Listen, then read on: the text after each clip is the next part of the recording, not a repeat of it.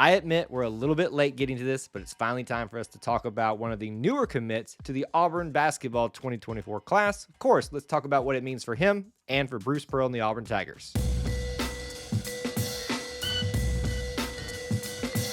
War Eagle, and welcome back to the channel. I'm your host, Kyle, and as you're watching or listening today, be sure to drop a comment down below. It will help enter you into our ongoing subscriber giveaway for a signed Auburn football prize package. Details are listed in the description link. And lastly, we always want to thank members of our booster club like Corey Benson, who help produce videos like this. Again, apologies for taking so long to get this to you while this occurred while I was on vacation. It's been 84 years. And you have every intention to get it out there pretty soon after you get back, but then things pile up, so on and so forth. Here we are. Let's talk about it. Newer commitment to the 2024 class, a guard commit who signed on National Signing Day for football, which was just kind of an odd little neat coincidence there as well. Tahaad Pettiford is now part of your 2024 Auburn basketball class. Let's talk about the timeline of how we got to the point of him actually committing to Auburn on that day. He was a guy that's highly regarded. A lot of the traditional powers, especially those from his particular region, really came after him early. Auburn came into the picture on April 15th, 2022, when as a sophomore, they offered him. He also took an official visit to Auburn in September of the same year, September 12th to be more specific. He then named a top 7 1 month before he actually committed, and then obviously committed to Coach Pearl and the Tigers. Here are some particular facts that you might be interested to know about this commit.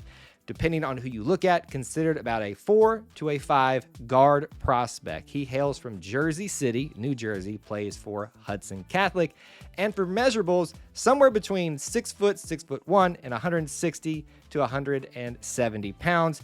Most people are expecting him to be a point guard, even when we go over just really kind of talk him as a general guard, but that's probably measurables-wise expectations where you can expect him to play. Let's talk about some of the storylines surrounding this commitment. One of the concerns of Auburn fans of late, particularly this season, has been the depth at the point guard position. Well, this is a clear sign that Coach Pearl at least sees there's a need for that coming up and is addressing that right now. So for those of you that are a little bit worried about that, rest assured, it is taken care of.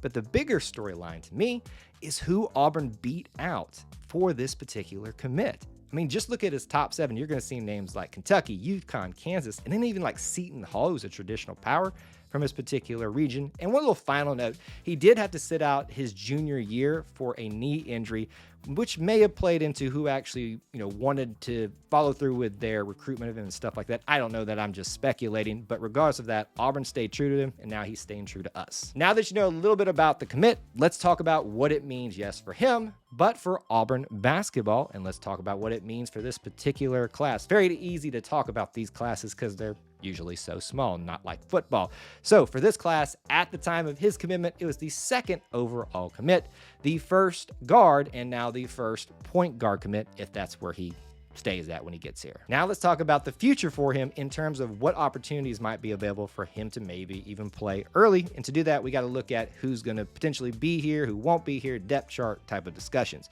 So when you look at the depth chart right now, you're really only losing one point guard, and Zep, I know, doesn't really play the traditional point guard role that you would think of, but Zep Jasper will be gone from the role. So you can effectively think of him filling that spot. But for right now, we can assume that Wendell Green will be here unless he decides to go pro or do something else. So there's the Wendell Green factor there. You also got Trey Donaldson, Chance Westry. But my thought process on this, if Wendell does stay, we need a guy to kind of grow underneath his leadership. That would be great. And we give opportunities like a guy like Chance Westry, who, yes, is probably pretty good at point guard too, but he's not your traditional size. Would give him opportunities to play in some other guard areas too. Very briefly, let's talk about where the prospect comes from, because that's an important part of the whole recruiting process. Being from the Northeast, technically in the New Jersey area, that's really odd in some ways, but also impressive that Auburn was able to reel him in and convince him away from some traditional powers there. You just don't really hear that storyline a lot, Auburn and the New Jersey connection. And lastly, let's talk about what this particular commitment might mean for the makeup of the rest of the class. We've already talked about the depth chart a little bit and how he's probably filling the spot that will open up when Zep Jasper leaves. But what does that mean for the rest of the guard group? For the guards, that's kind of a bigger conversation. situation. But point guards, to me, this kind of looks like you're probably good, especially when you consider you got Trey Donaldson, Tahaad coming in now, and obviously if Wendell Green stays. Now, if Wendell decides to do something different or somebody else decides to leave, that could change things drastically here. But what it does is give us some more opportunities to bring in maybe a more versatile guard, a combo guard. We've got one to talk about coming up in another video that obviously factors into this. There's still a lot to be figured out with transfers and things of that nature. So I would say just hold on for a second and let's see what happens once this season ends. So there you have it, my thoughts on the second commit for the 2024 class for Bruce Pearl and the Auburn Tigers, Tahaad Pettiford, the point guard most likely. Would love to know your thoughts down in the comments section below. Be sure to do that because you want to be entered into that subscriber giveaway. And hey, you need to be subscribed because that's part of the process too. Lastly, check out those links in the description for ways that you can help support us here at E2C Network, where we share the whole Auburn experience. War Eagle.